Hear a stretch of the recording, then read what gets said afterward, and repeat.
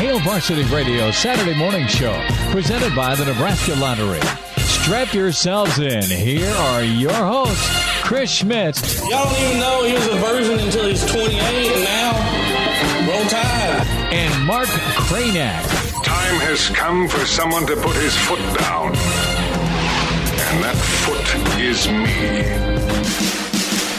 Welcome to it, weekend editions here at Hail Varsity Radio, presented by the Nebraska Lottery. Chris Schmidt, Mark Cranack, Damon Barr in the chair.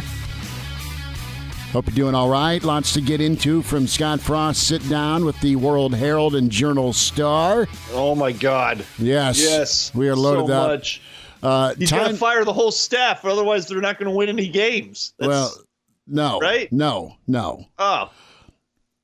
That's what everybody says. Well, I know. And between the smoke that's been in the air the last week and a half, 2 weeks, and what's going on, I mean, it's night and day.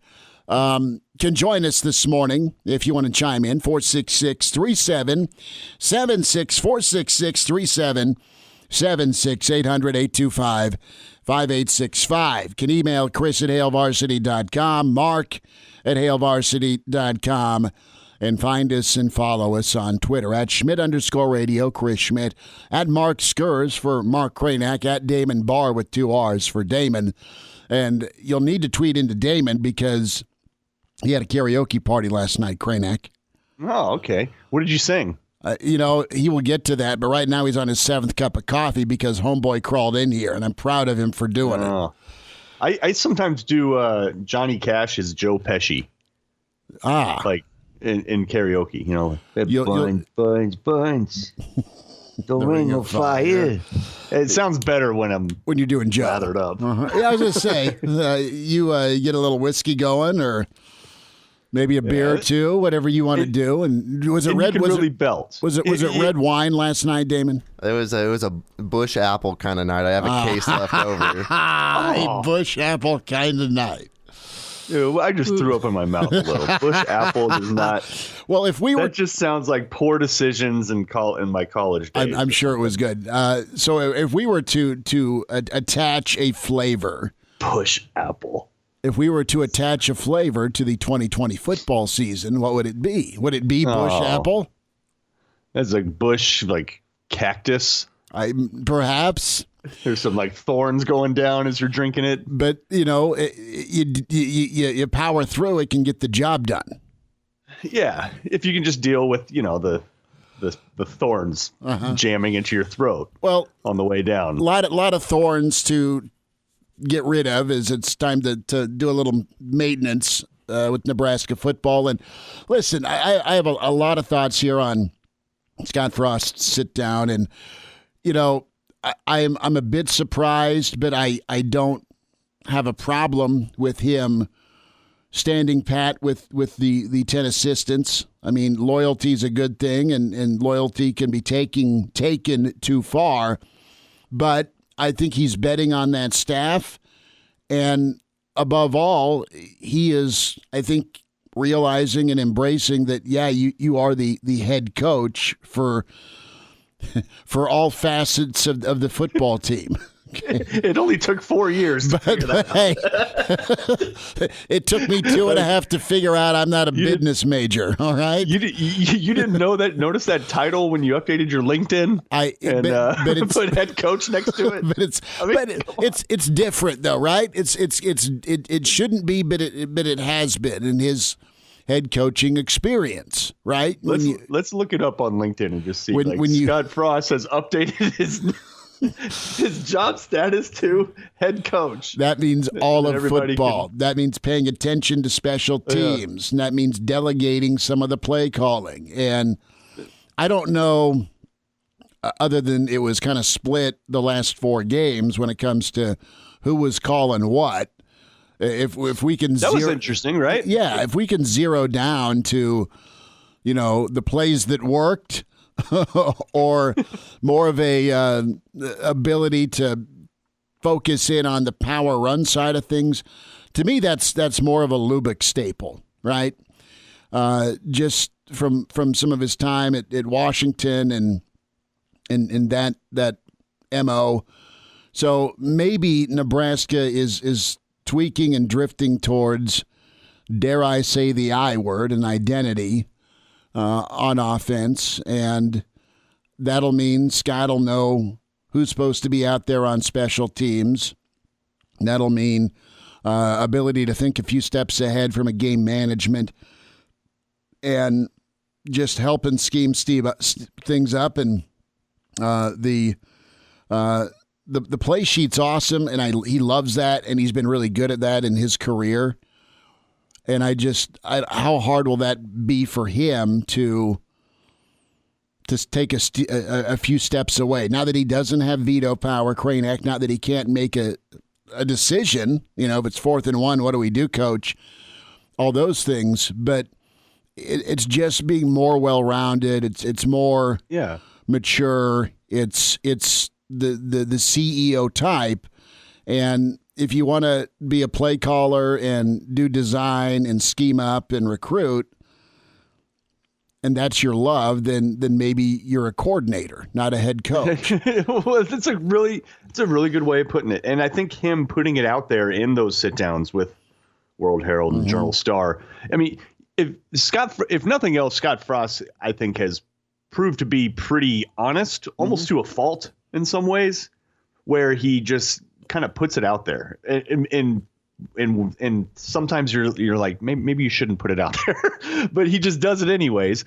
And he talked about that. He talked about how, it's pretty hard for me to be engaged with what's going on defensively and what's going on with special teams when I'm buried in the minutia of my play sheet. Mm-hmm.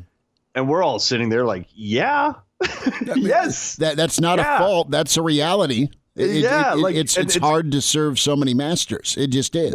Well, it's good that he's figuring that out, but it's also one of those things where you're just like, dude, how did you not know that already? Well, you think you can do everything, right? You just do, or you want to be able to do what you love most, and hope the rest of it takes care of itself, because in your previous stop, it did, right? Yeah, sure. But another important point there.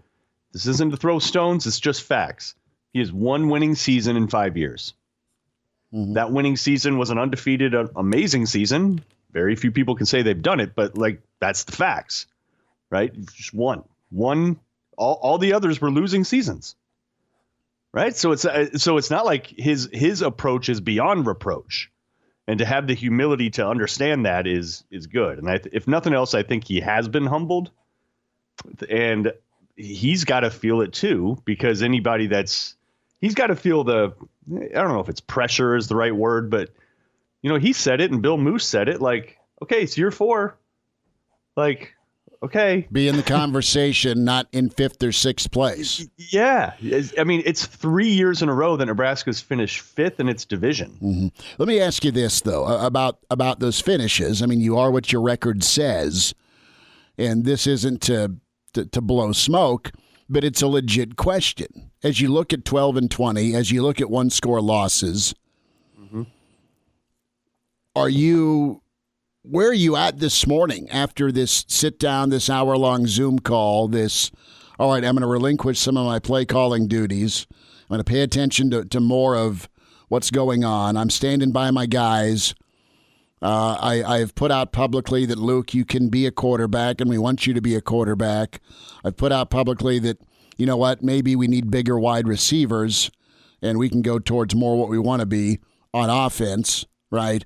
I felt like he was torn with, okay, we got to play Luke because we want the kid to stay. We got to get the ball to Wandale because we want the kid to stay.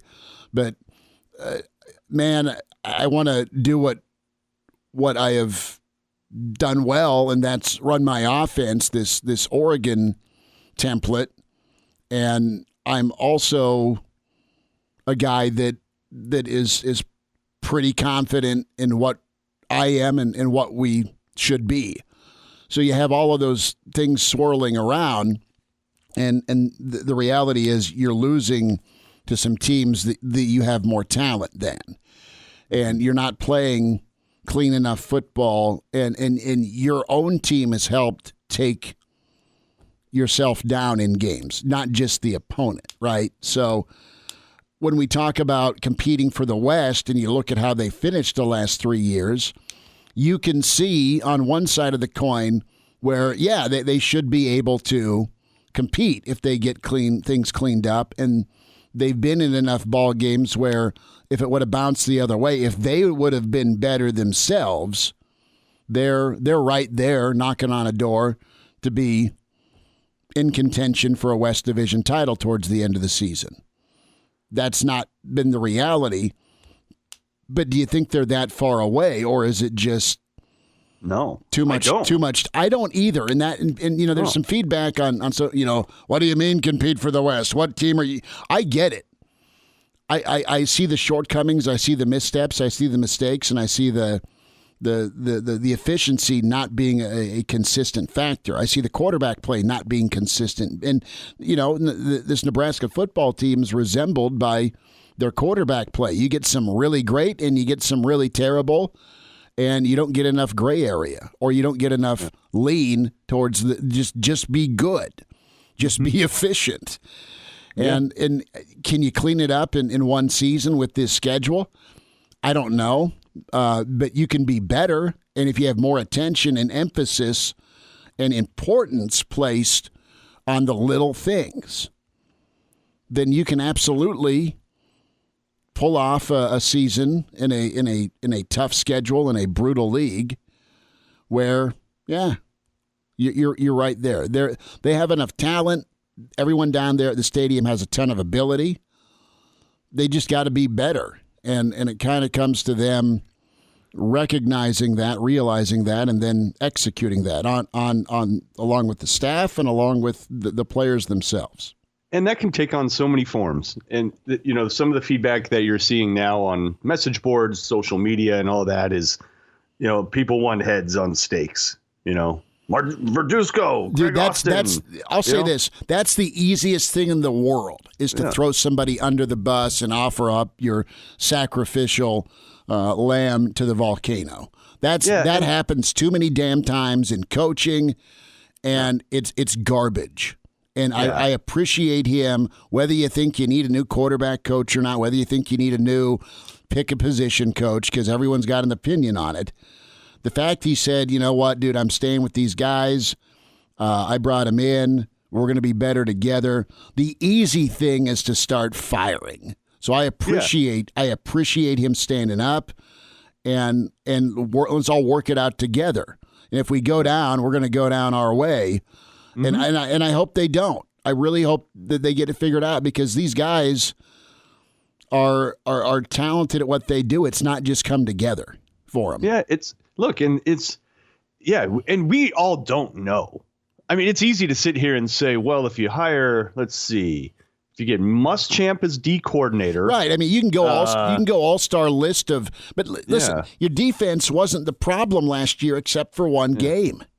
Yeah, your special teams was the problem. Your play calling and identity was a problem. Let's get Bill O'Brien as quarterback's coach. Sure, I mean, like you assume that's going to automatically result in something different on the field, but we don't really know that, and so it's very easy to say all that, like, the quarterbacks are struggling, so Verduzco has to go. The offensive line wasn't very good, so Austin has to go. We don't know that that's it.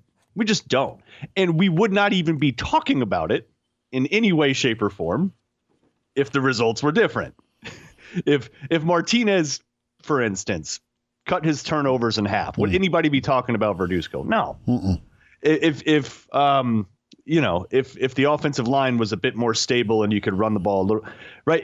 We don't know that by replacing Austin with somebody else or replacing Verduzco with somebody else is all of a sudden magically going to fix all that ails Nebraska. Yeah, you might be ticked about 5-7, but say you make the wrong replacement, it disrupts the progress. Bob Diaco. The progress you have, and you go Bob Diaco. And you go the other way. You go from not good enough to way worse. Right. I mean, that's perfect case in point.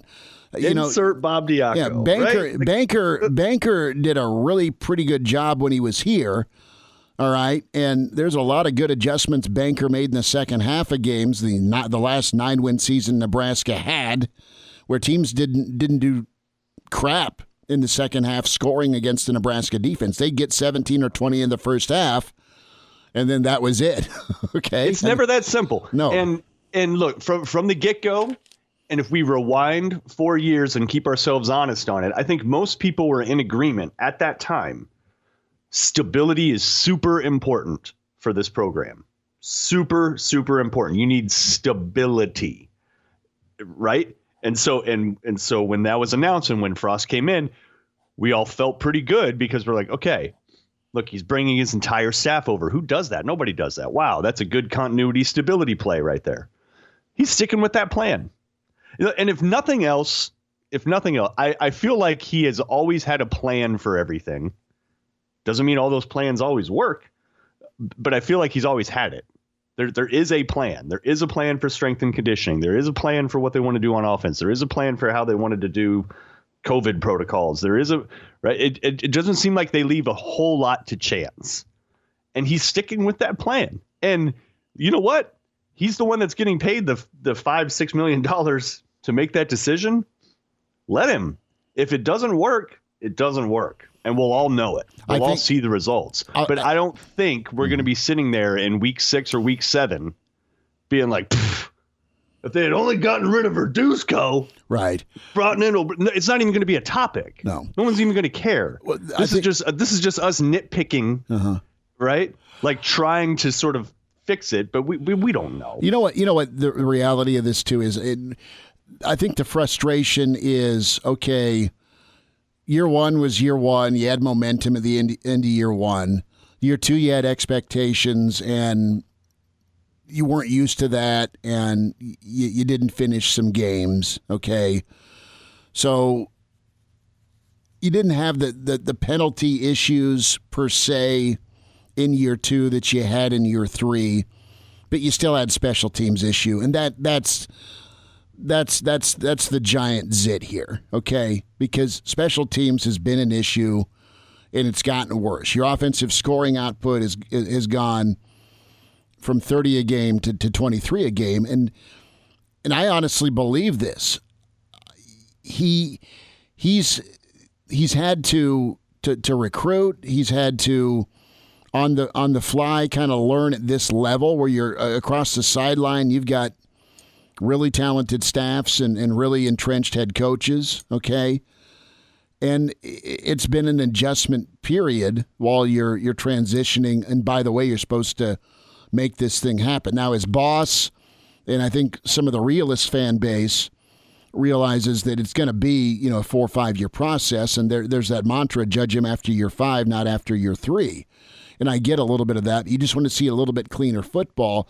And I honestly believe that when you look at previous transitions, Mark, you've had more in the old pantry, okay?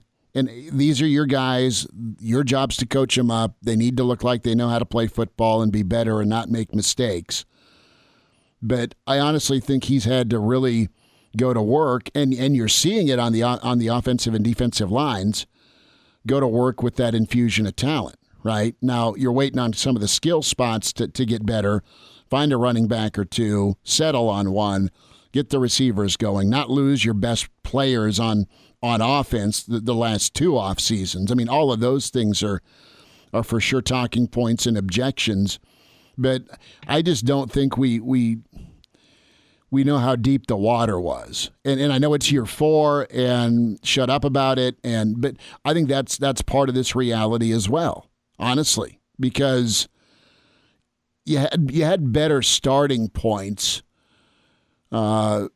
previous transitions, and if you're further behind the 8 ball when you start out, it may take you a little while to win the game of pool we're talking. I think that's part of this as well. And the offense, I think the one thing that characterized that really good season, and it's weird that you have to point back to it, but it's what we have to go on, the 2017 UCF season. Look, the thing that characterized that thing is that you did not have a star. You did not have a go-to on offense. The wealth was spread. right? I mean, seriously, Killins, for as much as maybe we knew about him from afar, you go look at his numbers, they weren't huge, right? He was just one of multiple pieces that they distributed the ball to. And part of that is having a quarterback that is able to do that. Duh, we know that. But the other part is having a lot of capable wide receivers that get open, and it's having multiple options at running back, and it's having multiple options at tight end. That they had guys that got drafted, and that are still playing in the league, receiver and tight end. How many guys has Frost been a part of that have been drafted or in the league?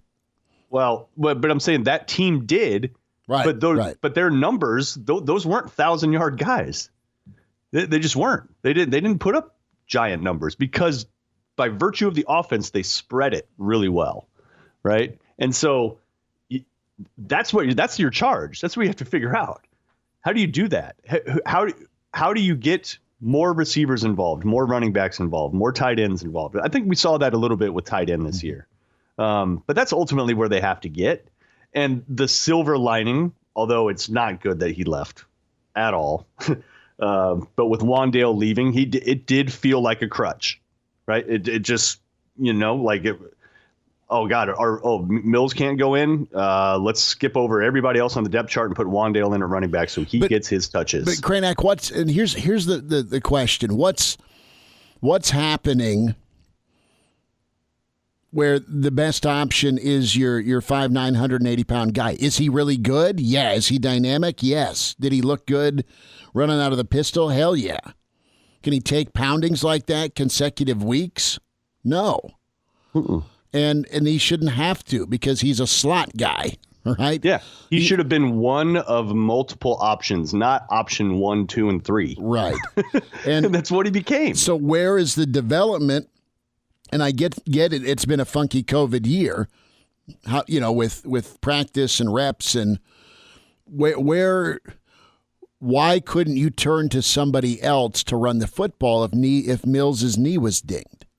Yeah, because and I'm just asking, and it's if they're not ready or they weren't able to perform at a level enough to give you success, then I agree. Don't put dudes in and go with Wandale. But man, I look at teams around the country and some places aren't as bad off when they turn to somebody that's younger in a room to catch a football or run a football. And look, hey, it's year 4. They have to be ready now. Just period. You got grace year 1 and year 2. Year 3 was strange, to put it mildly, for everybody, not just for Nebraska, but it was a very, you didn't even know if they were going to play. I mean, you know what I mean? It's just a weird season. Weird, stressful season where people have to live in a bubble and it's just a tough year. No, the fun was taken out of it. It just was. It wasn't normal. And are you better off going into year 4 because you took your lumps in year 3 with this mess? Well, that's what you're going with, and he's doubling down on that. He's saying, look, we're sticking with the same guys, we're sticking with the same staff. We know what we're doing. We just got to have more guys ready to actually contribute and ready to actually be difference makers.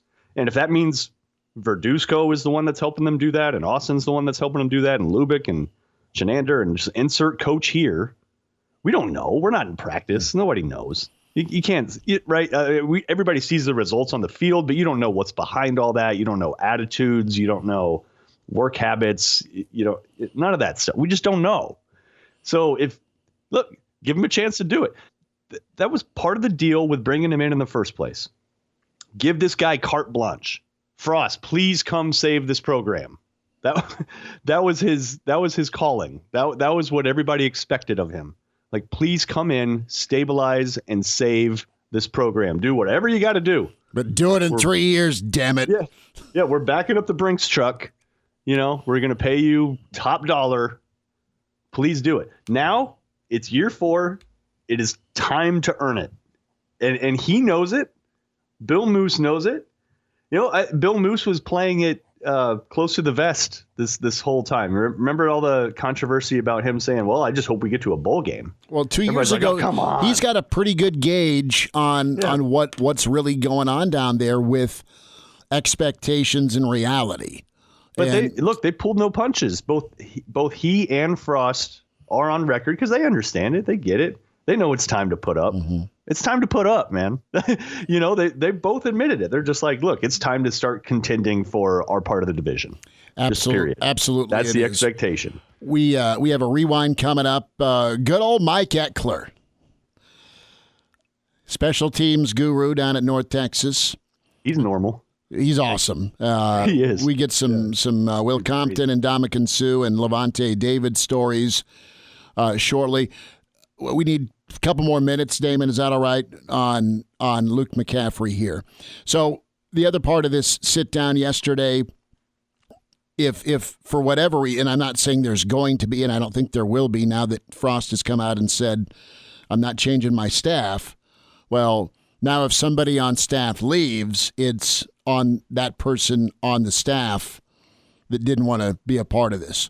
And the way he talked about Luke McCaffrey with his role and, be patient, compete for the job. We think you can be quarterback. We want you to be a quarterback. You'd be crazy to leave. Now it's really on Luke to come in, keep fighting, compete, and make some hay with it. Or are you able to adjust and realize that maybe a slash role is in your best interest to contribute and compete if you're not a quarterback? What I don't know, and it's interesting, there's only one of Luke McCaffrey, Kranak, so when it comes to grooming and reps and getting better at quarterback, you need him practicing at quarterback, and you can't split the guy and clone him to have him more, not that he couldn't, because he's shown the ability to go catch the football and line up at wide receiver. But it's just interesting with give me a plan for Luke McCaffrey and stick with that plan. Mm-hmm. Right. I need better planning. And your contingency was Wandale with 20 touches a game. What's your contingency now that Wandale's gone and Luke wants to be quarterback but may or may not win the job? Give me a plan for your stars, because from an optics standpoint, it looks bad if you have Wandale gone, if you have JD leave, and there's enough public, I'll call it pleading, for Luke to stick one more year. Yeah, it's that one's going to be interesting to watch, and there's conflicting reports out there as to whether or not Luke is already gone, and it's just a matter of semantics at this point. And then you heard Frost, talking very deeply about how much he wants to keep Luke at quarterback and all that stuff, which may or may not have been just a plea to get him to stay. We don't really know. Yeah. Well, and listen, I'm not. I know Luke's numbers were his numbers. He did some nice things, and then there were some moments where a bad decision got worse with a turnover. Right. So, and that's just part of it. I mean, he's not the only one not taking care of the football on that team. So it would be interesting though if you lose. At that point, I think the bigger hit, more than it is necessarily the production, is it's a PR thing, right? Where Wandale's your most recognizable Husker, probably outside of Adrian, and he leaves. That's not good. And then if McCaffrey does, just the name alone, sure, it isn't good. There's no way to spin that. No, it's just not good. But at the same time, that's college. That's transfer. Yeah, college football's a tire fire right now with the portal. Pretty much. Go Jalen Hurts and Josh Fields and people have left. High profile guys have left. Other programs. It's just Joe Burrow. Right. Yeah, you just go on and on. Like the quarterbacks leave. They just do. You just don't want the guy to leave and be Joe Burrow or Fields. You should have brought in Burrow, but that's a whole nother. Yeah, I know. Well, enjoy some Mike Ekeler story time. Thoughts on special teams. Rewind is next. It's Hail Varsity Weekend presented by the Nebraska Lottery.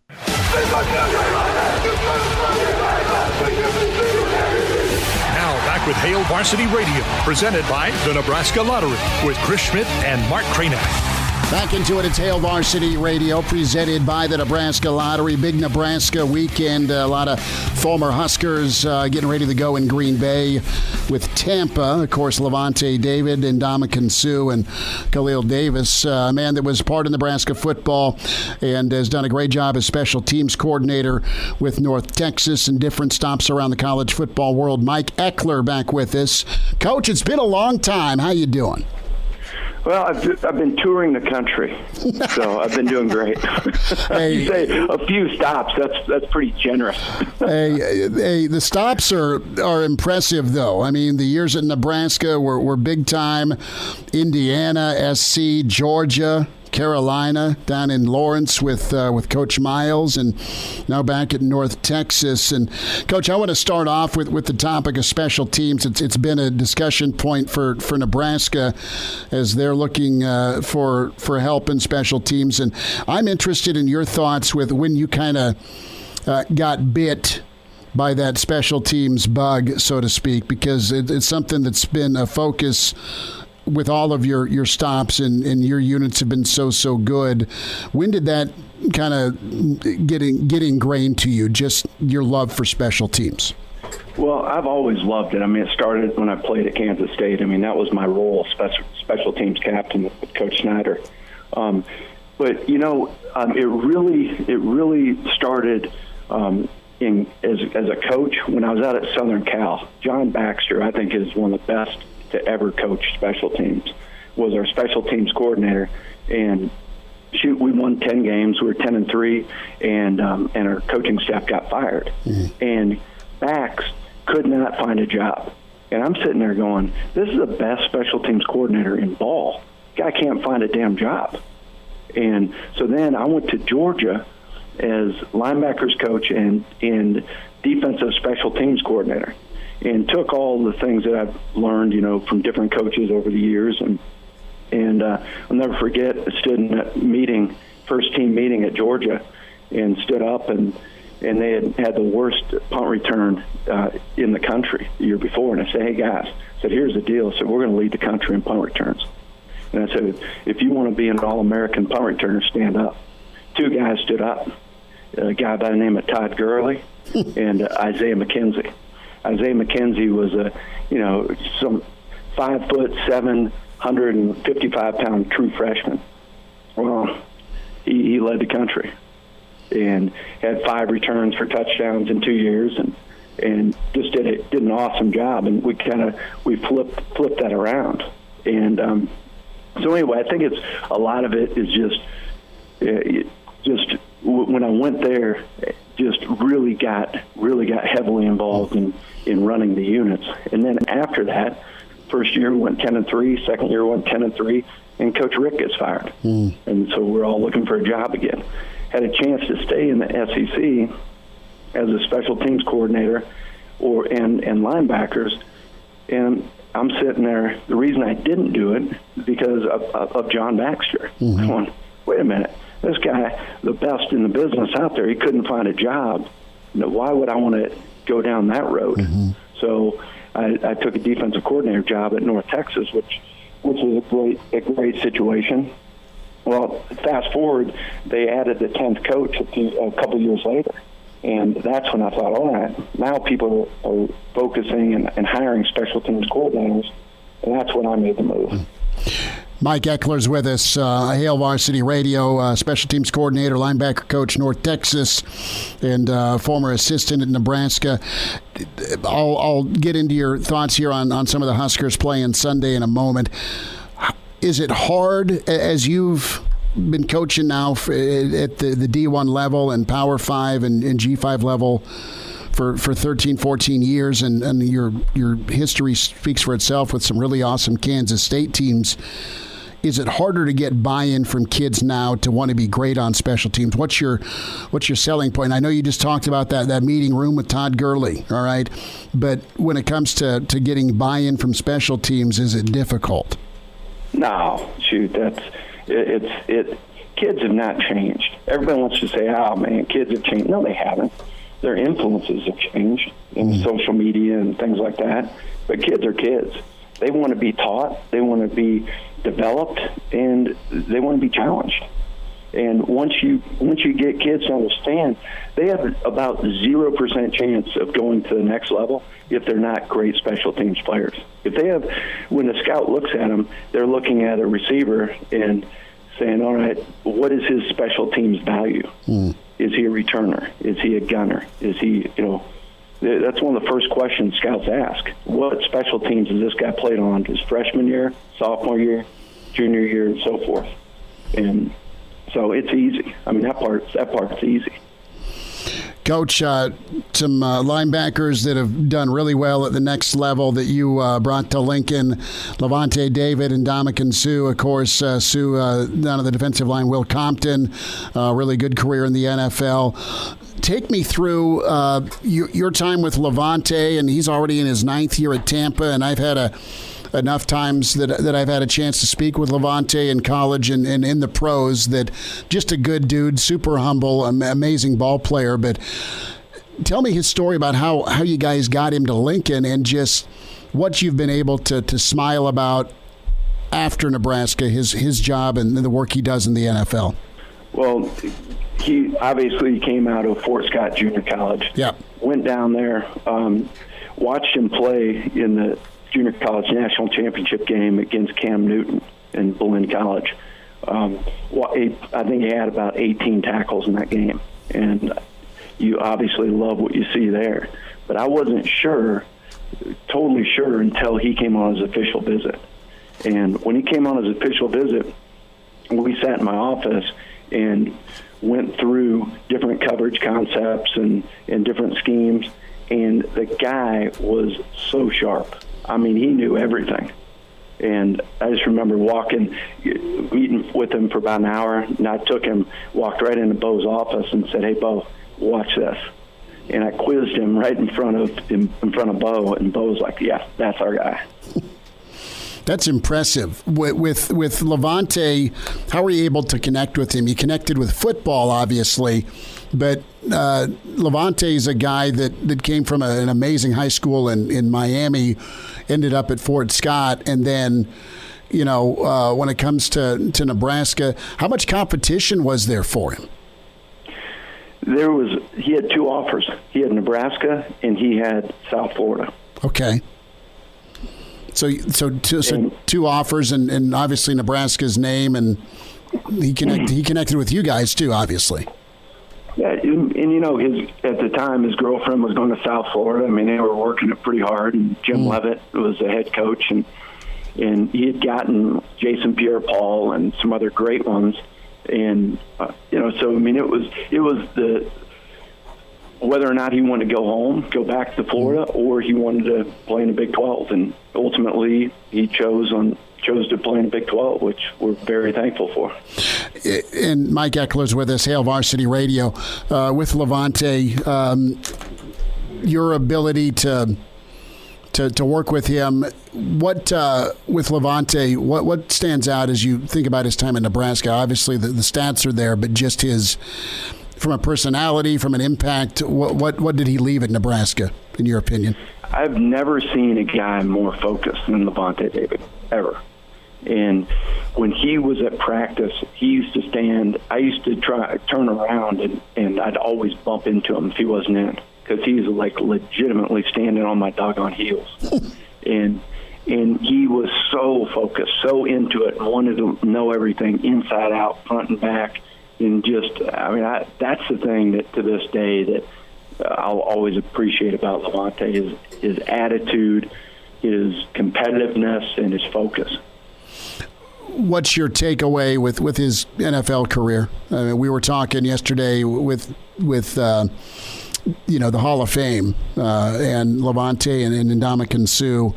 I know you're close with both. That said, I think their numbers speak for themselves. I mean, Suh's gotten enough Pro Bowls and accolades. Levante is arguably the best linebacker in the NFL, in my humble opinion, but gets overshadowed so many times when it comes to the accolades and the Pro Bowls and the All-Pros. It's not that he doesn't have those, but he doesn't have as many as he should, in my opinion. No, you're exactly right. But the thing about Levante is he is not a self-promoter. You're right. He's not a flamboyant guy. The guy just goes out about his business and makes 12, 14 tackles and 2 sacks a game. And, that's probably what's hurt him more than anything. It's just he's so humble. Few more minutes here, Hail Varsity Radio. Mike Ekeler with us, former Nebraska assistant, helped to get Levante David, Will Compton to Nebraska. We're talking some Huskers in the NFL with Coach Ekeler, and we'll turn our attention here to Will Compton and Bussin' with the Boys. Guy that is pretty good about promotion, crazy personality in a good way. Will Compton, podcast and his videos. Yeah, Bussin' with the Boys. Bussin' with the Boys, yeah. I mean, Will's got it going off the field, and he's doing a great job on the field. Tell me the story of getting Will to Lincoln. Oh, gosh, that's too long. You're busy. You're busy. when we first came in, the first person that Bo went to see was Will Compton. Okay. And he was committed to Coach Callahan. So Bo goes to Bonne Terre, Missouri with Coach Osborne. Okay. And they go see Coach Osborne first day. And Bo calls me up and he goes, "Hey, Eck," he goes, "I don't care if we sign one guy in this class." He goes, "We're building our defense around Will Compton. I love that dude." And I'm going, that's easy. The guy's already been committed. So the next week I go see him. And I go there and have a great time, great visit with him in the school. And we're walking out of school, and Will goes, "Hey, Coach Eck, man, I really appreciate you coming." He goes, I gotta be honest with you. I'm not coming to Nebraska. I just haven't decommitted yet." Said I went to the Southern Cal game, and that was ridiculous, man. He goes, I'm not coming. I'm not playing there. So I'm either going to Missouri or going with Coach Zook over at Illinois. And I get in my car, and my phone rings, and it was Bo. And he goes, "Hey, Eck, how'd it go?" And I thought to myself, we all know Bo. He's kind of reserved, doesn't get angry very easily. No, not at all. I said, "Hey, Bo, it went great." So you had to re-recruit him all over again. How'd you get Will back? Yeah. How'd you get Will back?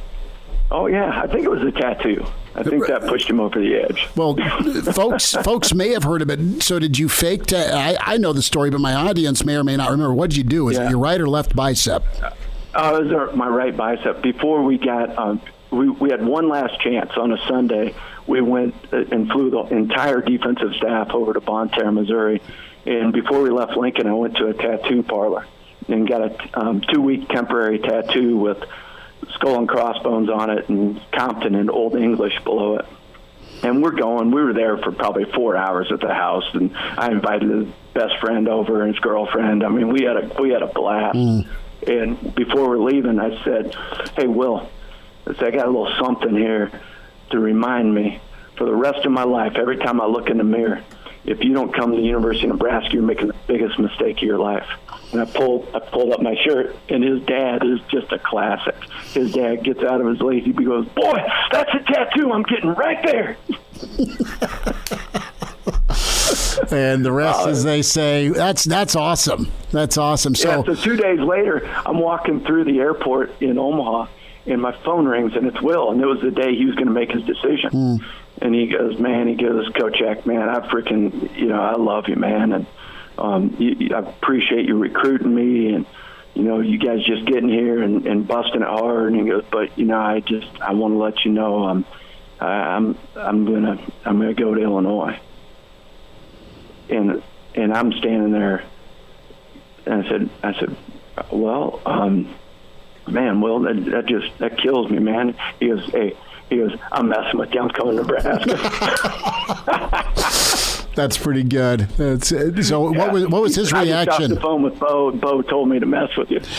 That's shocking, right? What was the so did he? How did he take the tattoo? Did he know it was temporary at the time or no?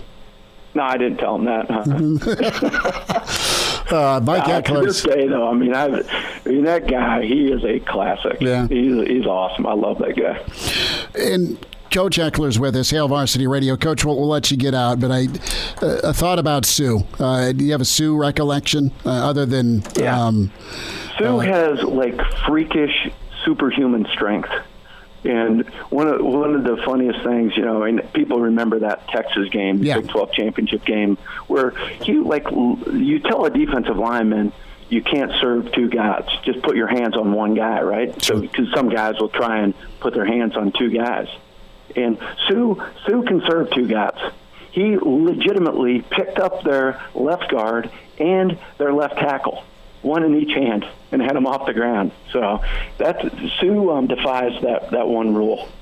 He's got superhuman strength. And I remember he was coming off, he sacked somebody one time and comes off the field, and I have a tendency to get a little excited. So I hit him really hard right in the chest, and he stopped and he goes, Eck, don't ever do that again. I said, gotcha, Sue. That's funny. He goes to like a dark place though, man. I mean, you want to talk about a guy that can flip the anger switch on? I mean, when he wants to, and even at his age now, and I'm not calling him old, so I don't want him to throw me across the room if I ever bump into him, but he can still ball and he can still just get that stare, right? I mean, the look you see, I mean, he can really channel that well. But the thing about Sue is he's a pro. Yeah. And the reason he can still do this 10 years later is because he is a doggone pro. He works out so hard. He trains so hard. He doesn't. He's always just wanted to be the best. And when you have super talent like he does, and then you have that desire and that drive and that work ethic, that's why you're a Hall of Famer. Mike Ekeler's with us, former assistant in Nebraska, special teams coordinator at North Texas. Coach, it's been too long to talk. We'll have to do this again. Thanks for a few minutes talking about some Nebraskans in the NFL. Appreciate your time, Coach. Hey, thanks for having me, and have a great day. The Hail Varsity Radio Saturday Morning Show, presented by the Nebraska Lottery. Strap yourselves in. Here are your hosts, Chris Schmidt. Y'all don't even know he was a virgin until he's 28, and now roll tide. And Mark Cranack. Time has come for someone to put his foot down. And that foot is me. Back into an hour two. It's Hail Varsity Weekend Edition, presented by the Nebraska Lottery. Chris Schmidt, Mark Cranack, Damon Barr. We welcome in the managing editor with HailVarsity.com and magazine, and his book, Dream Like a Champion with John Cook. Follow Brandon Vogel on Twitter at Brandon L. Vogel. Vogues, what's shaking? How's your Saturday? Oh, so far so good. Did you do a big breakfast, a light breakfast, or are you just contemplating what to grill or smoke later? Smoke later.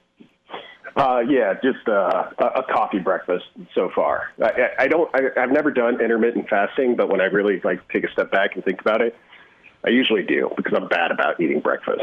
Just by accident. Yeah, but speaking of breakfast in Nebraska and Ireland, have you seen what a full Irish breakfast is? Oh, no. Are you familiar with that? Yeah, I am. I went to Ireland for about a week, almost 20 years ago now, and had more than one of those during my time there. So I'm familiar. It sustains you for the entire day. You pretty much just need that, and then maybe some dinner later, and that's kind of it. It's like, Chris, have you seen that? If you're out there, oh, sorry, go ahead. No, I saw something you posted, but both of you, please enlighten me on how I can become a double D cup.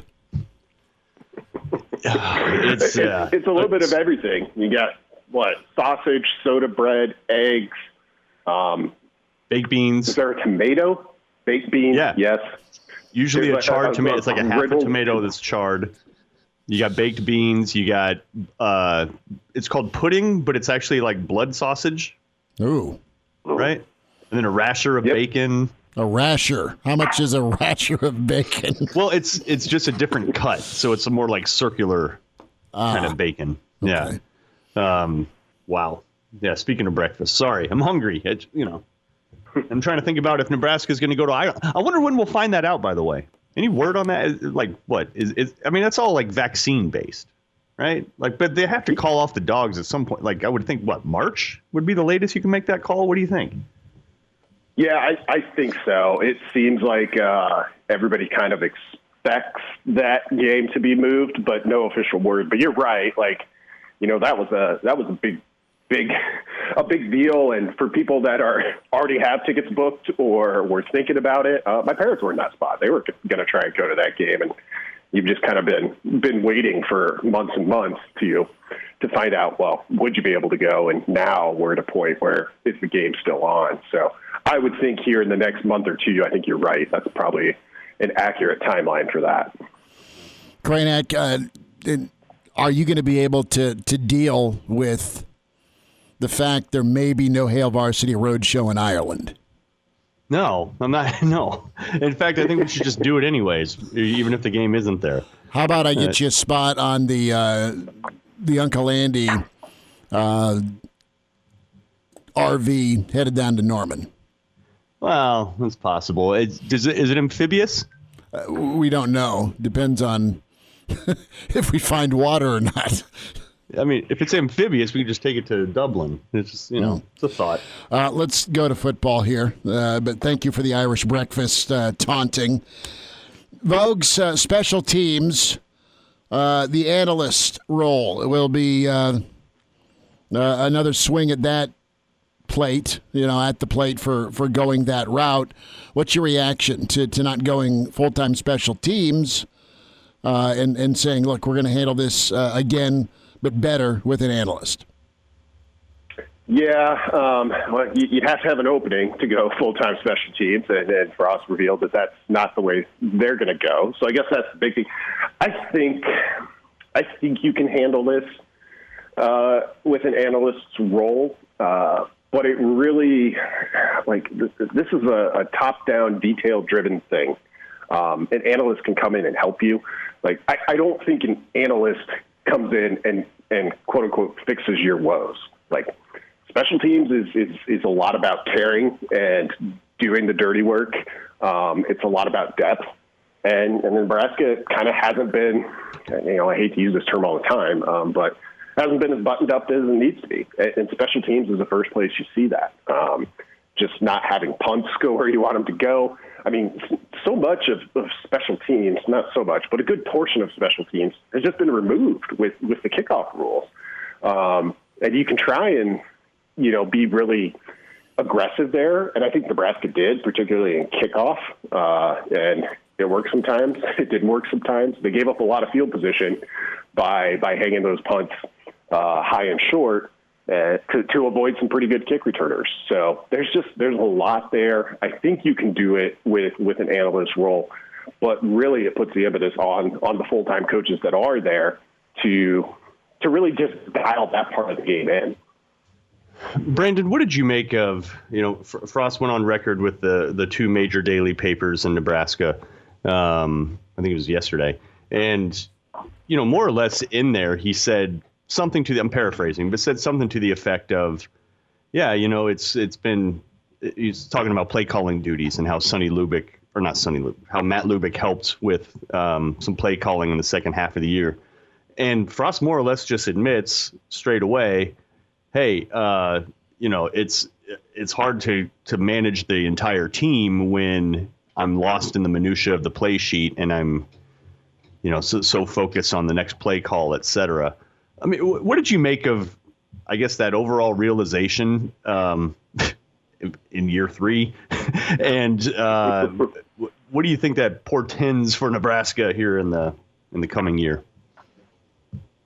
The first part of it, in terms of the realization, I think everyone in retrospect hopes it would have happened sooner. I think it's a reflection both of really just how early in his head coaching career Frost is.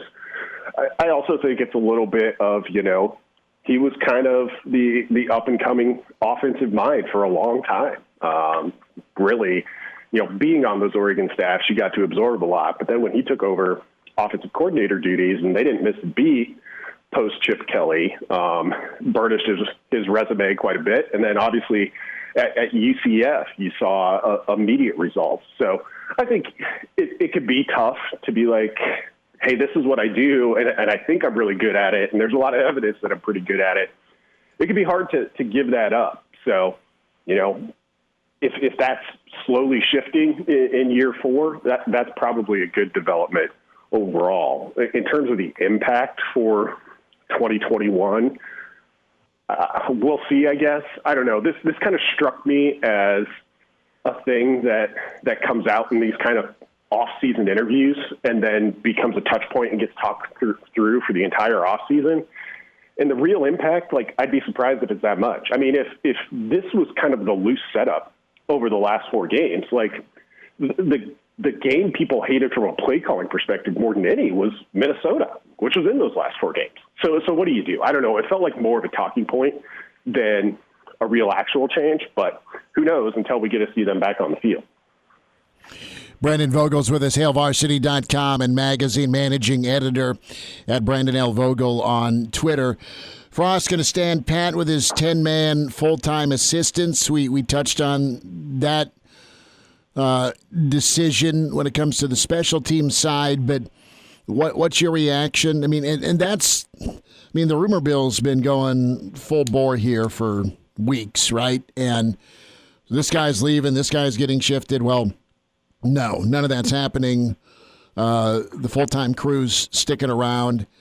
And what does that say to you with Frost and his commitment to his guys? The commitment is a big piece of it, but it also indicates to me that, and I know people are worn out with it, but when Frost or some of the other coaches get up there and say, hey, it's close, this is actions that back that up. If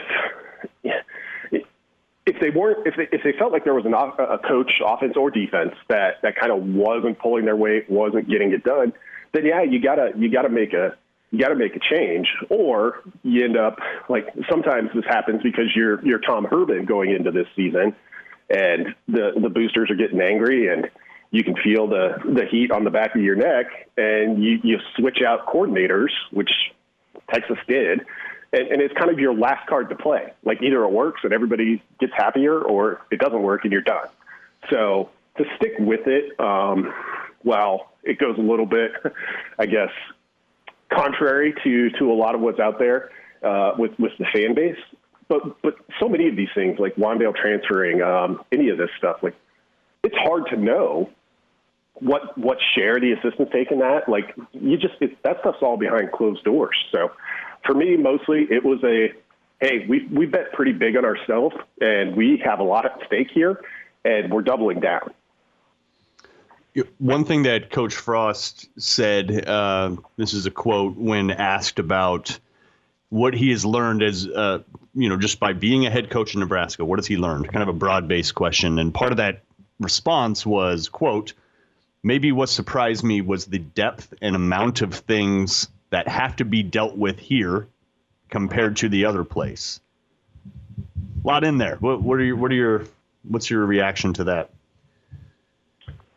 Yeah, I mean, makes sense, right? That's the double-edged sword of Nebraska, is the kind of undying, intense passion for the program. There are a lot of programs where, a special teams analyst role is a 2-week talking point, but it is here, and for good reason. It's because people know that guy and they care, and they care about who that guy is going to be in the future when you have an opening. So it said a lot to me, because Frost knew what Nebraska was. And, you can think back to before he took that job, there was a report from a local outlet in Florida about just how much it was weighing on him, because he knew just what it would take. And for him to show up and be like, oh, it's even more than I remembered. I felt like that was a pretty honest appraisal of just how heavy things can get at times. And you got to come up with a strategy to deal with it. Vogues, let's touch on the Wandale talking points in the Zoom sit down. And as we look at at the different body types Nebraska's recruited at wide receiver, and I guess they were kind of focusing on the positive with who they've got in the program versus, their top offensive guy they lost. And did you read it as, look, we think the offense can truly move towards what we want it to be? Or does it sound foolish to try and put a positive spin on losing your best player? I thought both of those things. I think there is a good amount of truth in what he said there, but you probably don't need to say it, I guess. So, and this is the spot where coaches kind of get stuck all the time. It's like, do you really want to know what I think about it? I wrote about this for the January issue. It's just a short piece at the front of the magazine, but Wan'Dale Robinson had 240 countable plays over the past 2 seasons, which is receptions, rushes, and then targets as well. So incompletions that were thrown to him. That's more than anybody in the country, any wide receiver in the country. There were only 7 of those guys in terms of the predicted points added that he was producing. His was the lowest. And I don't think that's Wan'Dale's fault. Like, he's a good player, as you said. I think it's accurate. He was Nebraska's best offensive player. And you just I went through and sorted those down. So, like, okay, let's look at all receivers who had 100 touches over the last 2 years. And Wan'Dale's in the bottom 10%. And again, I'm not saying he's a bad player. I think at all. I'm saying the opposite, actually. It kind of showed just how reliant Nebraska was on him and how little it was actually producing, because he was a guy that clearly wanted to get the ball to, but without those other options, like the difference in his predicted points added with Spielman in 2019 when Nebraska had another option versus this year when it didn't, was significant. It was like almost a half point less. So when Frost says, yeah, I think this kind of forces us to get closer to what we want it to be, go back and look at those UCF numbers. Like, there were guys that put up big numbers, but not as big as you think, because like 6-7 guys had those numbers. So I think that's where he was trying to get to with that. Okay, I just want to make sure I heard this right. So when looking at it, Wan'Dale was essentially targeted or given the ball in some fashion more than anybody in the nation? Yes, Devontae Smith was second among wide receivers. Wow. That is telling. I mean, that does tell you that he's been, maybe you were a little too, well, obviously you were more reliant on him than any other program was on any one player anywhere in the country. That's incredible. And you're right. It didn't translate to points.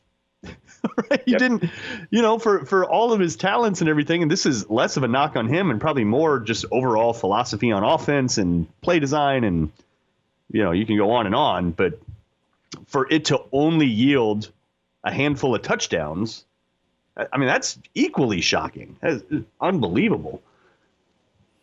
Well, it says a lot about leaving a program that's getting you that many touches. My God. Well, I mean, and it's a little bit of chicken or the egg. Like, why was it that low? And I think, you can look at how he was used is part of it. But also, if you're looking at this from Robinson's perspective, because it was so low, it's like, and he said in that ESPN interview, he's like, yeah, I love the amount of touches I was getting. It was just the kind of touches that weren't producing what I wanted. And to Robinson's credit, he took all those touches. Like, he did it. It may not have been his ideal way to do it, but he did it. And that's probably what I'll always remember about his time in Nebraska. It's funny that you bring this up, because we were talking about this a little bit in the first hour, where, I thought one of the hallmarks of the 2017 UCF offense, which is just, that's the one you have to hold up when you're trying to look forward at what Nebraska's offense can be. But I think one thing that marked that offense was the lack of stars, the lack of a Wan'Dale. There were a couple names that we knew. There's a couple guys that are in the NFL, but none of those were 1,000-yard guys. Right? Like, they've legitimately spread the wealth. And isn't that ultimately what has to happen if Nebraska is going to move forward? Yeah, I think so. For this offense to look like it can look when things are operating efficiently. It's got to be any one of these guys can hurt you. And, this 2020 season was clear that Nebraska had really maybe 2.5 guys it felt could consistently hurt you. Adrian Martinez, mostly as a runner, although he had his best passing season yet as a Husker, which kind of is easy to miss. Wandale Robinson, and then maybe Mills, occasionally Mills, as kind of your big classic downtown or downhill Big Ten back. Looking at UCF stats quick here, that 2017 team had a rusher over 700 yards, a rusher over basically at 500, and then 600 for Milton. I'm guessing receiving's probably the same. Okay, Traquan Smith was over 1,000. But then they had 4 other guys up and realized that. Over 300. So, that's where they want to get to. When your third or fourth receiver is over 300 yards, and I'm sure there's a tight end in there too, but that's what this offense needs to be. Yeah, they had 7 guys.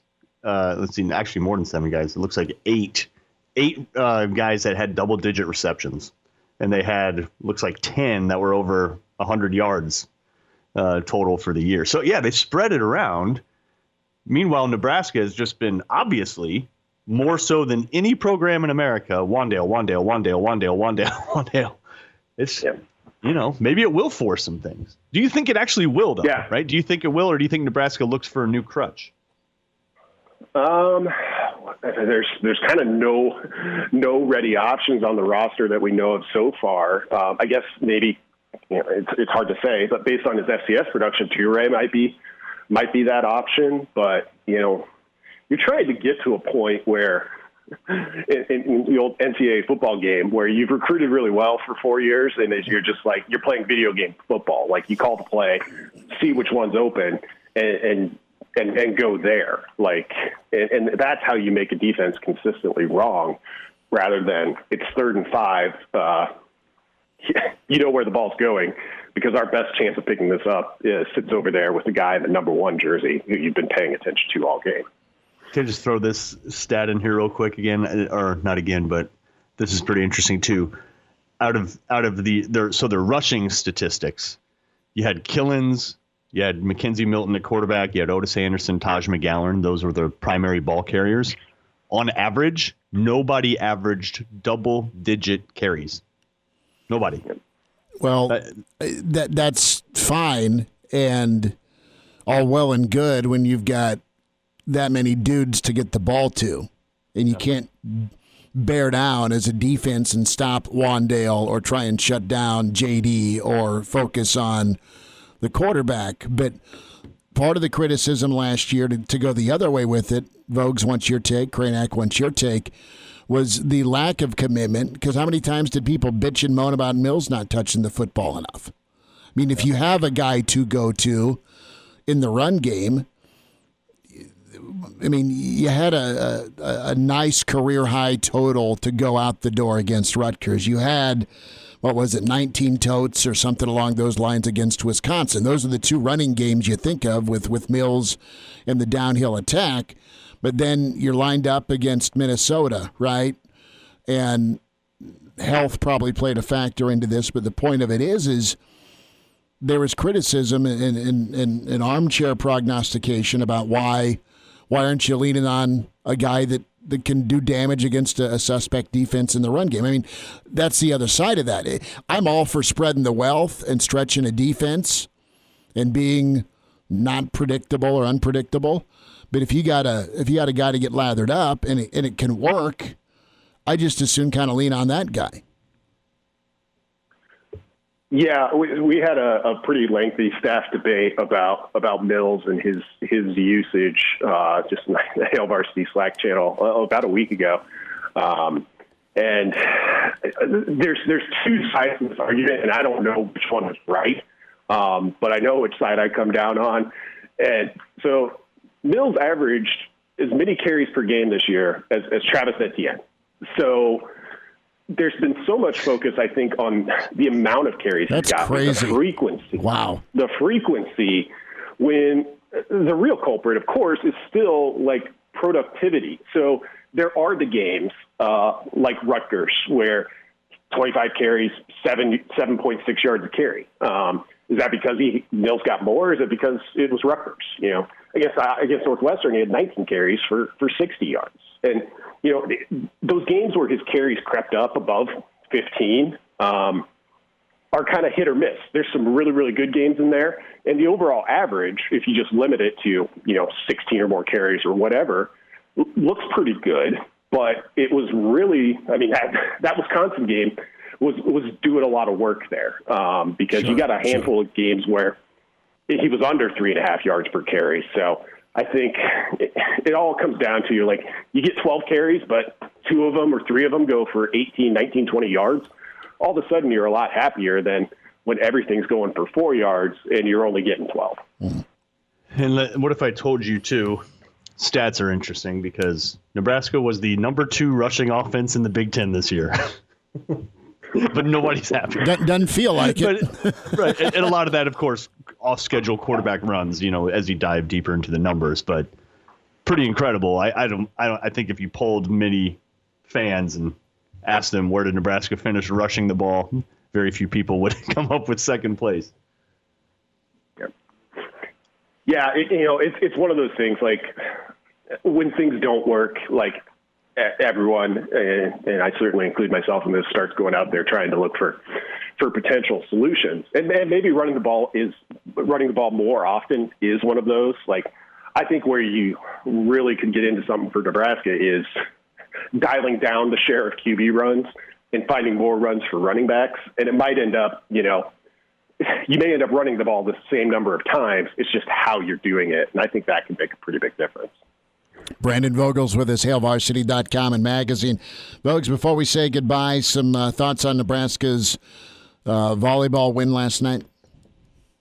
Yeah, it looked like a first game, but a first game from a team that, is going to be pretty good. Also, Indiana was, and Coach Cook mentioned this, a bit of a mystery just with the players they had coming back. It's going to be real interesting, over these weekends because now you're going to see, okay, we've seen what Indiana has. We've seen what they're going to try to do. What does Nebraska do on night 2? So I'm really interested in this kind of back-to-back format for volleyball. I think it's going to really put a highlight on coaching. It's going to be pretty fun. Vogue's awesome stuff, man. Fun to chat this morning. Thanks for a few minutes today. Yeah, thanks a lot, guys. All right, Brandon Vogel. Thanks, Brandon. I mean, and Vogue's just nailed it when it comes to productivity. That's the answer. You can do a lot of different things, but how well do you do it? And does it work? Does it yield what you want? You've had a lot of yards, Kranak. You've had some big plays, but are those yards and big plays turning into points, right? What are you doing in the red zone? Yeah, that is an amazing statistic that Brandon dug up, though, that Wandale literally was targeted or given the ball more than any player in America. Like, what? I had no idea that it was to that degree. Just amazing. And yeah, it didn't yield touchdowns. It just didn't. And again, that's not a knock on Wandale. No, it's not good riddance. It's just saying something's off with the fit there. Well, this program's is frustrated as 12-20 is. There's a handful of games that you're not even in without him. And there's a number of games you don't win without him. Yeah. Of course.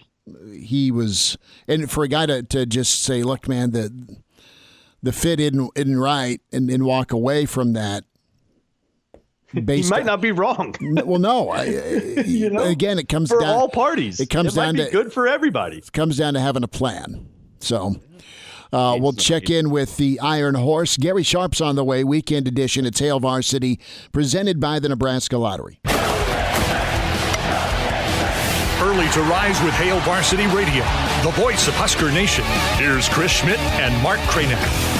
We're going through a weekend edition, Saturday Hail Varsity Radio, presented by the Nebraska Lottery. Chris Schmidt, Mark Kranek, Damon Barr. Get the podcast, Spotify, iTunes, Google Play. We welcome in the Iron Horse, Gary Sharp, with us. Sharpie, is your your Chiefs face paint on, brother? You ready for tomorrow? Not yet, but it's getting close. I'm actually I need my heart and my head to align about picking the Chiefs. Yeah, you're a little nervous about tomorrow with the way Buffalo's been playing. Yeah, I mean, it's a good team, but it is Kansas City, and I never would have thought, and that's been my NFL team since I was a little kid, that they would go to 3 straight, or actually host 3 straight AFC Championship games. So I'm sure about 5:40 tomorrow I'll be a nice and calm. No kidding. How nice and calm are Nebraska fans after Frosty's Zoom meeting? Well, I mean, he said things that kind of fans were intimating or hoping. We're at this point, and this is fair.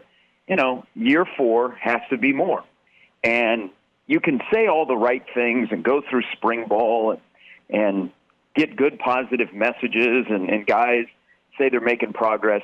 But this fan base is now a show me instead of tell me. And, the comment about the play calling, did you really know in the last 4 games that he was splitting play calling? I think there's a little insight here. And I've said, hey, treat this like a business. You got to make the transition to a CEO. And young head coaches, that's sometimes a really difficult thing to do.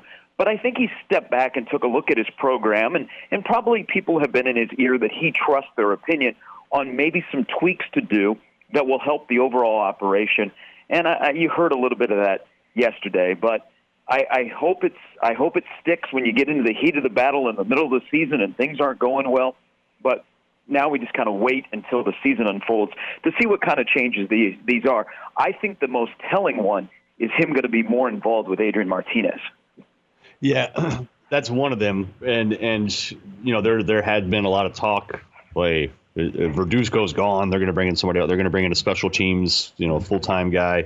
Greg Austin might be gone. There's rumors saying different assistant staff members were going to get fired or move on.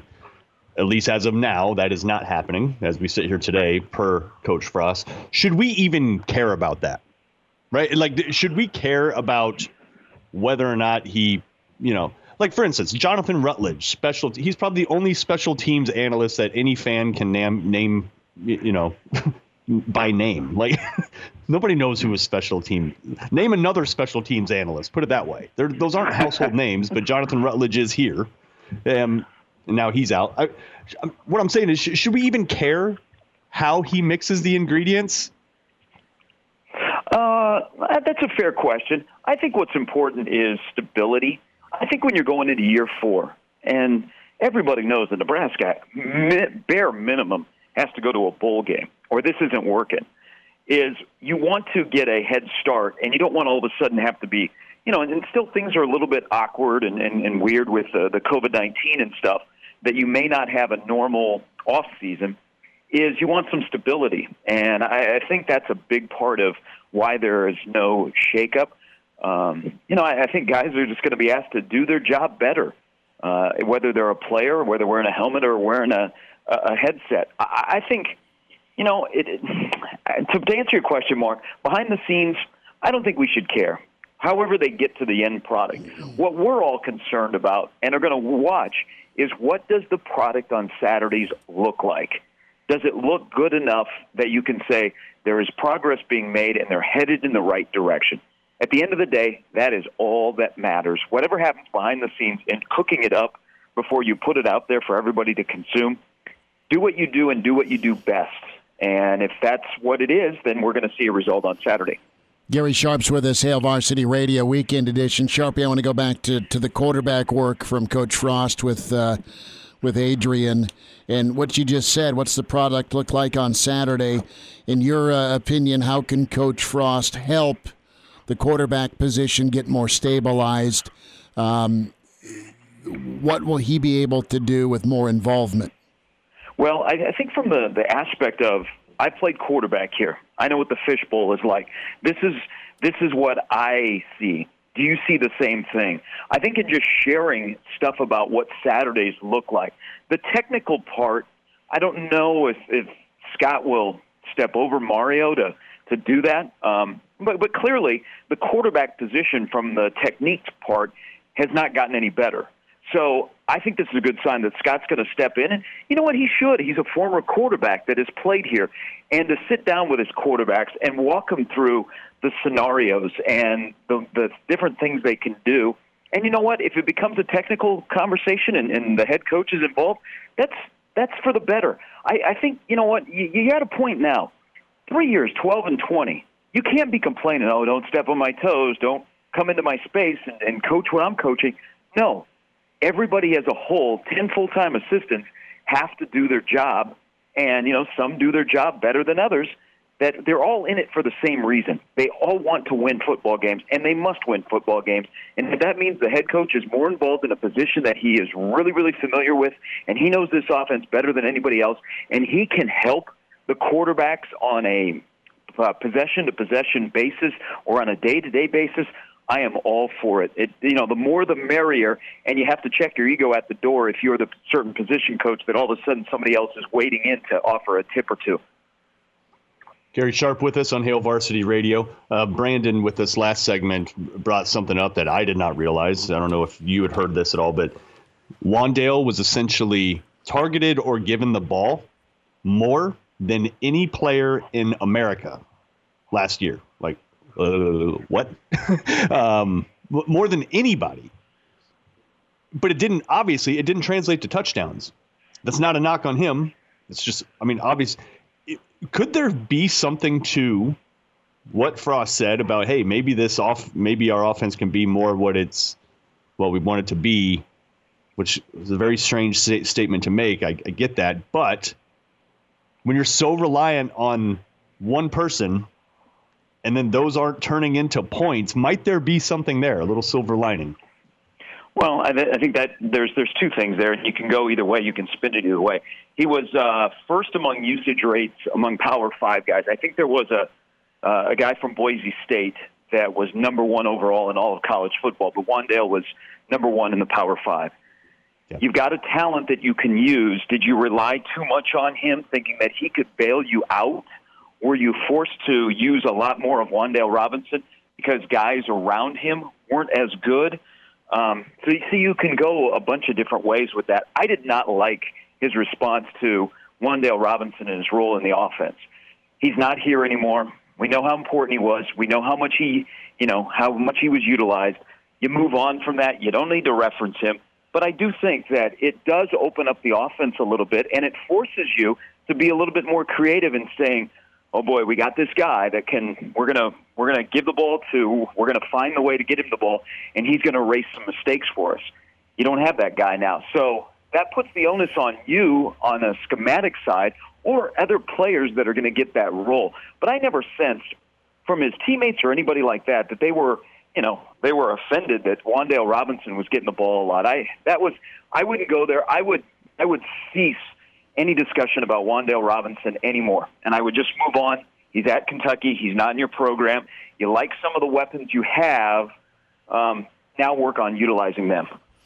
Sharpie, when it comes to some of those weapons, let's spend a second on Luke McCaffrey. What did you make of Coach Frost's comments about Luke? And does that make a difference moving forward here with his future in Nebraska? Well, that's the question. What is his future in Nebraska? Is he part of the program? Is he not part of the program? School starts on Monday. Conditioning starts. We'll probably find out. And this is not centered around Luke McCaffrey. This could be a couple of other players that have decided not to come back. But I think the most important person this spring for Nebraska football at the quarterback position probably is not Adrian Martinez. I think it's Logan Smothers, because Logan Smothers is kind of in my opinion, the heir apparent to that job. You have to get him coached up so that he has the ability to play if needed, because Adrian Martinez is your number one quarterback. Where Luke McCaffrey has fit, Luke McCaffrey is not a Division I quarterback that you can rely on a game-to-game basis.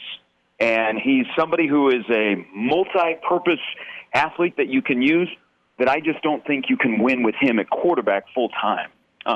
So I think, Scott's kind of danced around, but that's a question that'll come up this next week. is what's the status of Luke McCaffrey with Nebraska football? Speaking of Logan Smothers, I've heard so little about him. I loved his film out of high school. You're looking at a guy that maybe is as fast or faster than McCaffrey, if you can believe that. I mean, he was a big-time track guy in the state of Alabama. I think I've read he's run multiple sub 1100s. He was a really good thrower. It was one of the best programs in Alabama. His transfer was a big deal. I mean, big-time get for Nebraska, but have heard so little about his progress, how he's coming along, how he figures into the mix. What, if anything, have we heard about what Smothers is actually capable of? And I think that, Mark, that's kind of coincides with this past season, the off season, and the season that you've got to get ramped up quickly, and you know what you have in Martinez and McCaffrey to get them ready. Behind the scenes, they're very excited about Logan Smothers. Something you brought up about his speed. He's the fastest of the quarterbacks. I think, and it would have been nice maybe against Rutgers. He got in for a series or two, but it didn't pan out. And Adrian settled down in the second half of that win. When you would watch, and I'm going to do this, and I hate doing this, when you would watch Logan Smothers during warm-ups with the quarterbacks and the passing drills and stuff like that, it's kind of weird. He looks like a quarterback. Not an athlete playing quarterback. He looks like a quarterback, and he's got good arm strength. I think he will develop. The one thing I've heard from people that were around him this fall, he's got really good football IQ. He picked up the offense pretty quick in terms of diagnosing things on the fly. He just needs reps, and that's why I think you know what you have in Adrian Martinez. Yeah, you got to tweak some things about Adrian Martinez, and you got to say, okay, what we saw at the end of the year with his accuracy, can we continue to build on that? And then can we work on the turnover issue and the deep ball? We'll take care of that with our guy that's the first quarterback. Let's really do a deep dive into Logan Smothers, and let's get him a lot of rep work, not with the third and fourth team, but let's get him with the ones and the twos so he's playing with some talented pass catchers and behind a pretty good offensive line, and let's see where he can go from there. But they're very excited about his future, definitely. Again, he doesn't strike me as an athlete playing quarterback. He looks like a true quarterback. Yeah, he was finished, by the way, just real quick, just to give an idea of his speed. He finished in the top 8 in the 60 in the state of Alabama, and his fastest 100 time was 10.9. That's not bad if you all of a sudden have to pull it down and take off into the open field.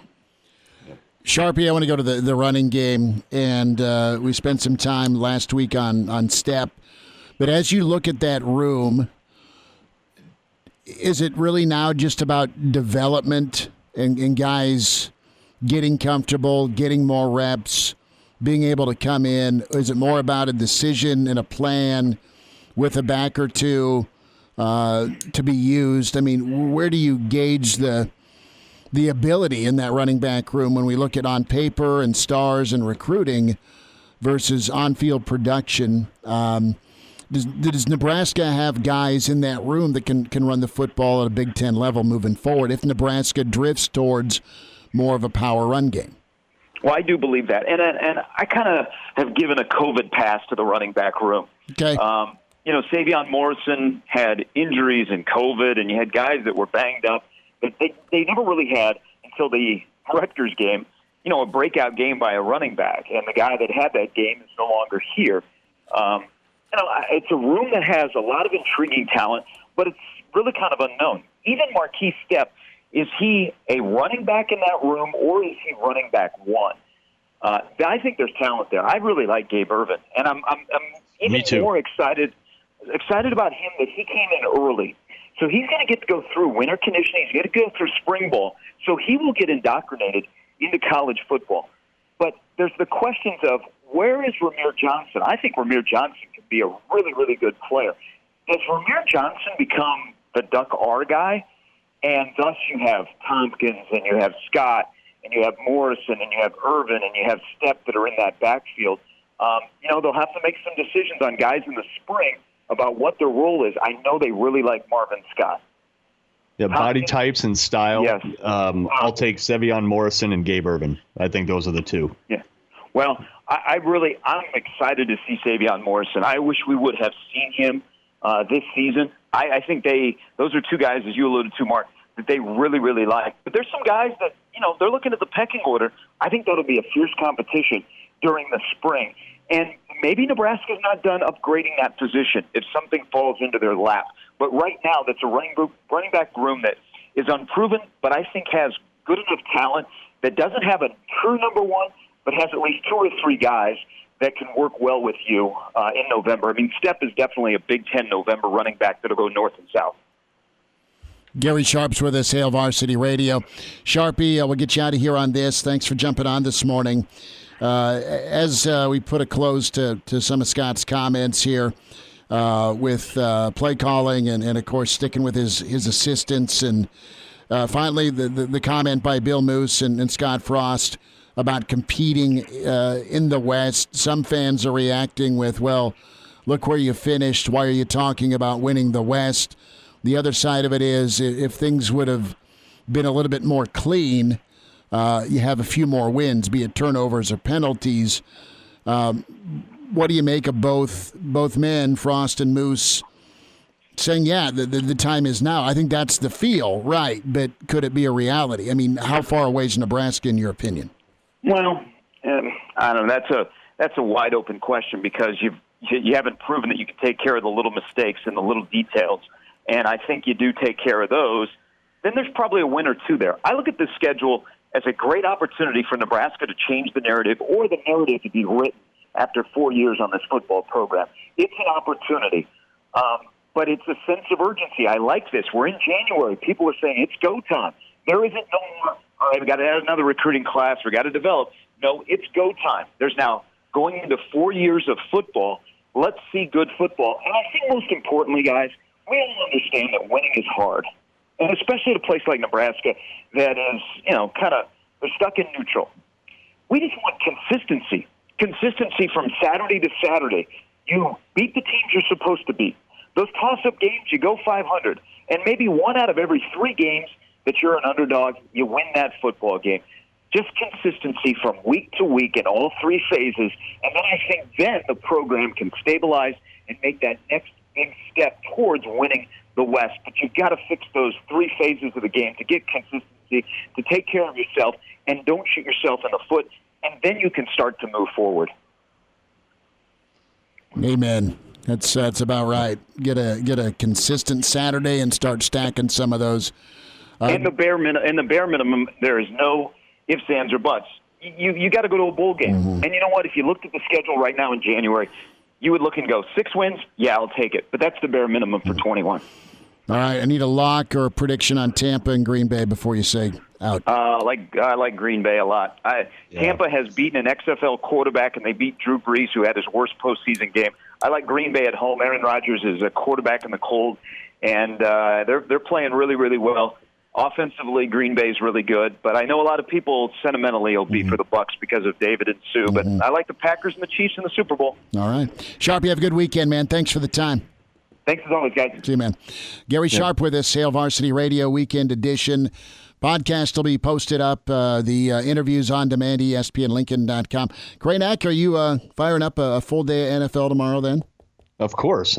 Chiefs Packers, by the way, Chris. That'd be money. It would be. I'm pulling for Tampa, obviously, with Sue and David and Davis, and then Jason Light, the GM. That's a Nebraska guy. I mean, I know there's a lot of Packer fans out there, and I love watching Rodgers. Green Bay's fun, man. They're so much fun. They're playing at a different level.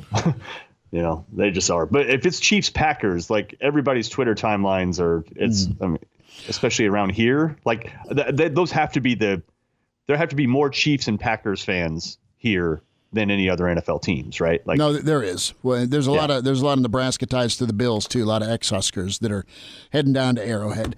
Craynack will do it again next Saturday, bud. Thanks again. Godspeed, sir. All right, appreciate you, Damon. Back at you Monday on Hail Varsity.